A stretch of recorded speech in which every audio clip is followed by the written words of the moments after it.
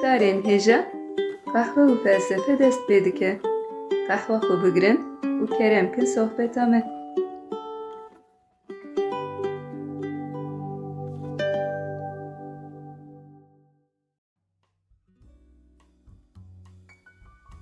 Merhaba guhdarên hêja, bi beşeke nû a qehwe û felsefeyê em careke din li pêşberî we ne. Merhaba guhdarên hêja, me dîsa qehwa xwe hazir kir û bi bernameyeke nû em dîsal pêşberî we ne. Bixêr hatî Sezgîn. Sağ bi Murat, nav xêrê de bî. Çawayî? Sağ bi valla baş çewek bû, bi ser me girtî dengê min jî derbas bûyî be. Spas dikim, sağ bi çawayî rewşat e. Başım sağ bû wele dîsa em ketine nav felsefeyê. Em jê xelas nabin. Belê. Em dest pê bikin bernameya xwe. Keremke. Di bernameya dawî de meqala Farabî kiribû. Di sê bernameyan de meqala jiyana wî, berhemê wî, felsefeya wî kiribû Murat. Piştî Farabî îro em ê behsa kê bikin? Belê meqala Farabî kiribû, navekî girîng bû Farabî. Belê. Di dîroka felsefeya İslamê de piştî Farabî navê İbn Sîna derdikeve pêşberî me. Em ê qala İbn Sîna bikin îro. Baş e, pêşiye wek her car dixwazim em bi jiyana İbn Sîna dest pê bikin. Kiye di kîjan sala de li ku jiyayê em wî naz bikin? Niha em di nav felsefeyê de wek filozofekî qala İbn Sîna dikin. Lê İbn Sîna ne tenê wek filozofek, wek hekîmek, wek doktorek mezin jî di dîrokê de cih girtiye. Yani ne bi felsefeyê be jî ji ber hekîmtiya wî gelek kes navê wî bihîstine. Hem bi xebatên xwe yên li ser tibê, hem jî yên li ser felsefeyê li Ewropayê jî hatiye nasîn. Berhemên wî bi sedan salan li zanîngehê Ewropayê wek pirtûkên dersê dane xwendin. Li Ewropayê wek Avicenna hatiye binav kirin. Di gelek sûretên wêneyên ji wê demê mane jiyanî ji sed sala 12 sêzdemîn de mane. Tim wek Avicenna hatiye binav kirin. O balkêşe tim wek li ser textekî û li serê wî tacekî hatiye resim kirin. Gelek caran bi Galen û Hipokrat re bi hev re her sê li ser textekî rûniştine hatiye resim kirin. Galen û Hipokrat wek em zanin di serdema antîk de du doktorên mezinin û İbn Sîna cî wek Avicenna tim di nav wan de li ser textekî rûniştî hatiye resim kirin. İbn Sîna di sala 980 de li Buharayê çêbûye. Buhara di nav sînorên Özbekistanê de cih digire niha. Wê demê Buhara di dewleta Samaniyan de bajarekî girîng bû. Navenda siyasetê bû, navenda bazirganî û perwerdehiyê bû. Dibistan û medreseyên mezin hebûn li wir. İbn Sîna li bajarekî wîsa çê dibe, mezin dibe, perwerdehî dibîne. Li ser edebiyat û ziman, li ser mantık û felsefeyê li gor wê demê perwerdehiyên baş dibîne. Murat, xebatên wî yên li ser tibê kengî dest pê dikin, yanî kengî dest bi hekîmtiyê dike, ez wisa bêjim. 16-17 salî wana dest bi perwerdehiya tibê dike, gelek nexweşan derman dike û bi vîya wayî nav û dengê wî belav dibe. Hukmdarê dewleta Samaniyan, Nuh İbn Mansur nexweş dikeve û bi tedawiyên İbn Sîna baş dibe wê çaxê.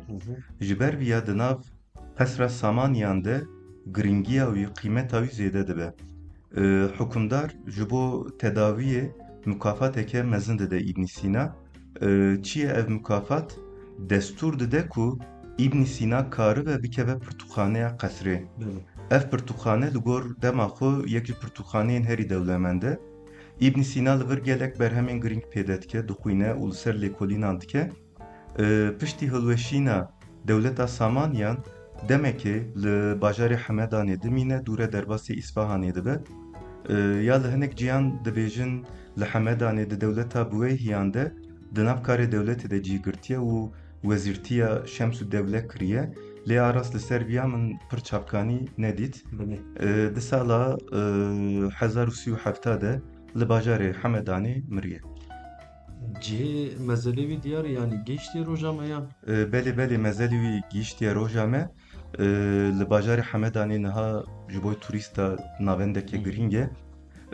Di salên çilî de neşaşvim 1945-an 46 wan e Şahê Îranê Reza Pehlewî ji bo hezar saliya İbn Sîna dixwaze li ser mezelê İbn Sîna türbeyek, qubeyek bi delê kirin, Belê. pêşbazî çê dikin û li gor projeyê yekemîn qubeyek lê dikin.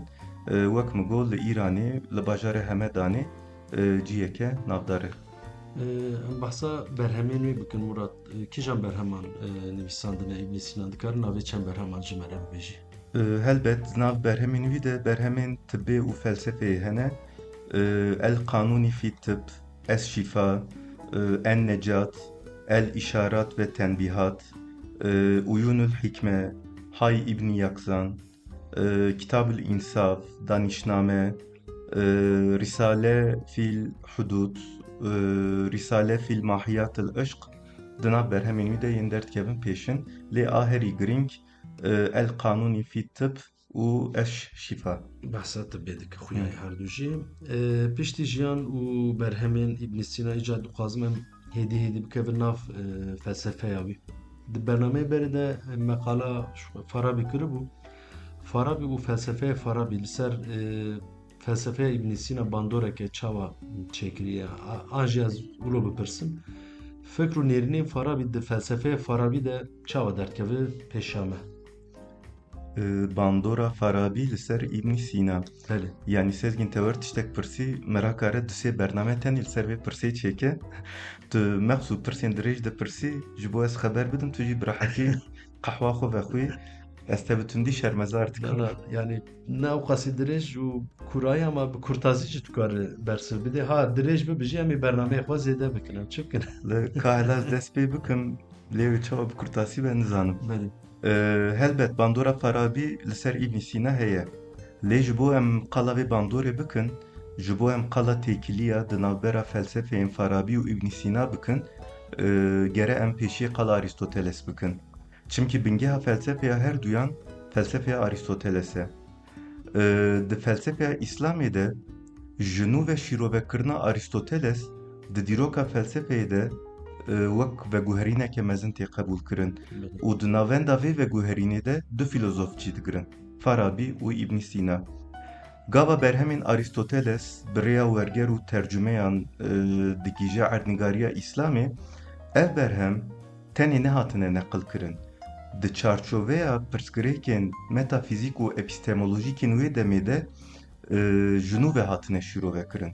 Di vê pêvajoya şîrovekirinê de Farabî wek filozofekî sistematik derdkeve pêşberî me, lê İbn Sîna felsefeya Aristoteles bi awayeke kurahî vediguherîne û bi vî awayî sistemeke metafîzîka nû ava dike. Ew gotineke İbn Sîna hebû li ser Farabî di bernameya berê de me gotibû belkî bêbîrate, tedî gotibû min metafîzîka Aristoteles çil cara xwend lê min fehm nekir.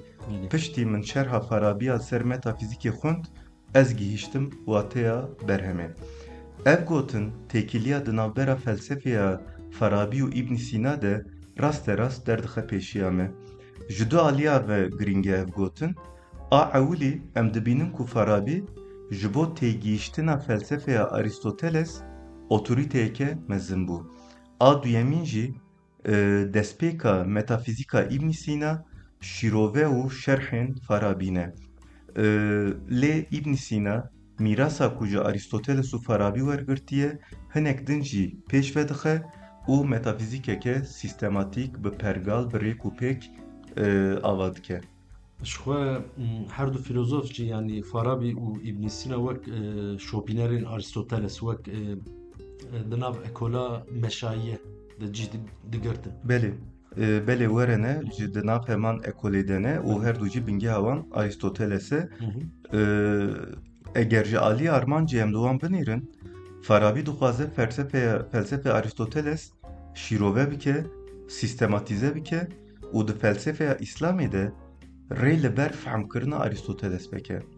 İbn Sîna jî dixwaze vê mîrasê wek sistemeke ontolojik û metafîzik jinû ve ava bike. Loma gelek felsefevanê felsefeya İslamê ji bo çanda felsefeya Aristoteles Farabî wek damezirînerek binav dikin. İbn Sîna jî filozofê sistematika herî mezin herî giring binav dikin. وەک te got her du jî di nav ekolê de ne, di nav ekola meşayîtiyê de cih digirin. Lê her çi qas di nav heman ekolê de cih bigirin jî, di nav felsefeya wan de hinek cudahî derdkevin pêşiya me. Çine ev cudahî tu kar behsa wan bikî Murat? Di her du filozofan de, yani cudahiya ewlî karim ya bêjim, di her du filozofan de navenda felsefeyê cuda ye. Di felsefeya Farabî de em di navbera siyaset û metafîzîkê de wek hevsengiyek dibînin. Lê di felsefeya İbn Sîna de metafîzik tim di pêş de ye, girîngtir e, di navenda felsefeyê de ye. Belê.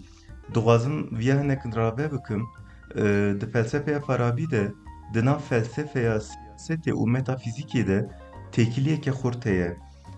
Di felsefeya wî de metafîzik tenê li ser heyînê wek lêkolîneke teorîk nine.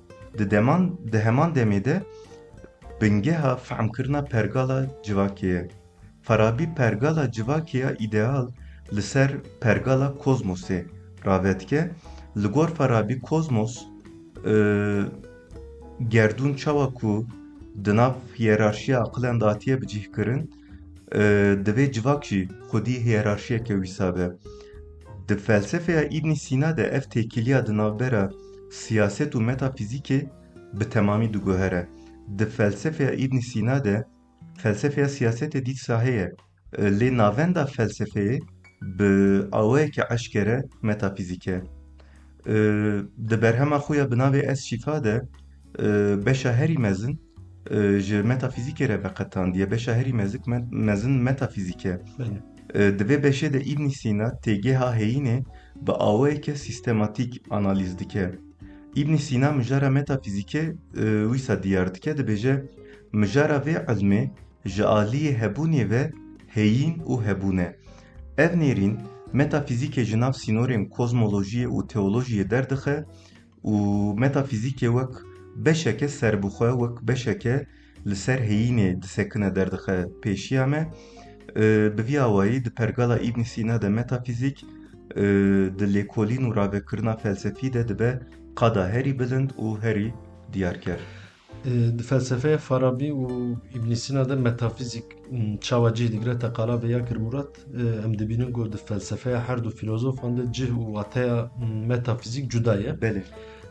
Di navbera felsefeyên Farabî û İbn Sîna de wekî din em kîjan ferqa, kîjan cudahiya dibînin? Di têkiliya felsefeya wan û felsefeya Aristoteles de cudahiyek derdikeve pêşiya me. Farabî metafîzika Aristoteles ji nû ve şîrove dike, lê İbn Sîna li ser metafîzika Aristoteles kategoriyên ontolojîk ji nû ve ava dike. Belê. Farabî dixwaze felsefeya Aristoteles bide femkirin û di nav pergalek de bikeyek. Yani wek armanc nabêje ez ê felsefeya Aristoteles ji binî ve biguherînim ve guherînim. Lê nêrîna İbn Sîna ji Farabî cuda ye. İbn Sîna bi tenê metafîzîkê şîrove nake, têgehên bingehîn ji nû ve rave dike. Ev jî wek temsîl veguherîneke ontolojîka radîkal temsîl dike. Eger destûra te hebe li ser vê veguherînê ji felsefeya İbn Sîna dixwazim mînakek bidim. Ev veguherîna ontolojîka İbn Sîna temsîl dike, bi taybetî di dabeşkirina mahiyet û heyînê de derdikeve ortaya. Mahiyet wek puxte em karin îfade bikin. Li gor İbn Sîna mahiyeta heyînê wek taybetmendiyek esasî çawaniya heyînê nîşan dide. Heyîn jî hebûnê nîşan dide. Belê. Loma di nav mahiyet û heyînê de cudahiyeke ontolojîk heye. Di berhema Ez Şîfa de dibêje mahiyeta tiştekî hebûna wî bi xwe re nayîne. Ev nêrîn baweke eşkere di metafîzîkê Aristoteles de cih nagire. Di metafîzîka Aristoteles de heyîn piranî di nav kategoriya puxteyê de ye, yani mahiyetê de cih digire. İbn Sîna sînoreke ontolojîk dixe navbera heyîn û puxteyê û bi vî awayî qadeke nû li ber metafîzîkê ve dike. Tê ji me re qala taybetmendiyên mahiyet û heyînê bikî Murat, qasî ku te got xuya ye mijareke giring e. Belê mijareke giring e, لê duwazî di metafîzîka İbn Sîna de skalaviya bikim Belê. wê çêtir be. Tu ji niha ve li ser metafîzîka İbn Sîna sezgîn li ser vê pirsê bifikire li ser mahiyet û heyînê di nav pirsa de bicih bike di metafîzîkê de înşallah ez ê qal De baş ez ê li ser pirsê bifikirim. Teqala cudahiyên di navbera Farabî û İbn Sîna de dikir. Teqala du cudahiyên girîng kirin. Yek navenda felsefeyê wan û adin jî nêrînên wan. Yên li ser metafîzîkê bû. Wekî din di navbera wan de em kîjan cudahiyan dibînin yan heye cudahiyê. Wek cudahiyekê din karim qala çarçoveya felsefeya wan bikim. Belê. An jî wîsa bêjim wê çêtir be. Naverok o berferehiya berhemî wan. Berhemên Farabî ne tenê li ser mijarekê gelek mijarên cuda hene lê ev mijar di nav rîsaleyên cuda de cihî digirin. Yani her rîsale li ser mijareke wek mînak İhsâul Ulûm li ser dabeşkirina zanistan e, Kitab-ül Huruf li ser têkiliya di navbera ziman û metafîzîkê de disekine. El Medînetül Fazıla li ser felsefeya siyasetê disekine. Em karin van mînakan zêde bikin. Belê. Ev berhem wek em dibînin li ser mijarên cuda ne û gava tên cemhev wek pergaleke yekirtî ava nakin. Ev pergal di felsefe û berhemên İbn Sîna de derdkeve pêşberî me. Wek mînak berhema wî ya herî mezin, Ez Şifa. Di serdema navîn de yek ji ansiklopediyên felsefiya herî mezin hatiye qebûl kirin.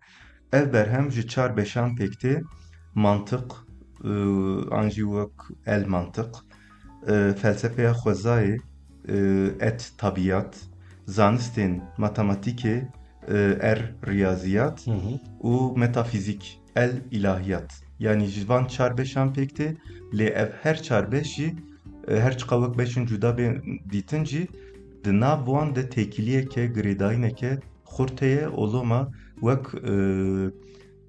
çawan bêjin wek ansiklopediyeke yekirtî hatiye qebûl kirin. Murat, spasiya te dikim bi rastî jî li ser İbn Sîna li ser felsefeya İbn Sîna agahiyên gelekî baş bûn. Qehwa me jî hindik maye em tên dawiya bernameya xwe wek gotineke dawî tişteke got tu dixwazî bêjî lê zêde bikî hebe kerem bikin. Yani meqala jiyan û berhemên İbn Sîna kir, hinek meqala têkiliya felsefeya wî û Aristoteles kir, cudahiyên di navbera felsefeya wî û Farabî de çi ne, meqala vana kir. Wek me got di felsefeya İbn Sîna de di navendê de metafîzîkê ye, metafîzîka İbn Sîna girîng e. Di bernameya pêş de eger derfet çêbe meqala metafîzîka wî bikin. Ev agahiyên me li vir da ji bo femkirina metafîzîka wî ez dibêm ew ê bibin alîkareke baş. Wekî din gotinekê min tune ye sezgîn em karin biqedînin. Baş, saetet te xweş. Xweş bir, sağ ol. Em davî li bernameyê xwe bînin guhdara xatir bixwazin. Belê. Guhdarên hêja heta bernameyeke din bimînin di nav xêr û xweşiyê de. Guhdarên hêja heya bernameyeke din bimînin di xweşiyê de bê qehwe û felsefe nemînin. Bi xatirê we. Bi xatirê we.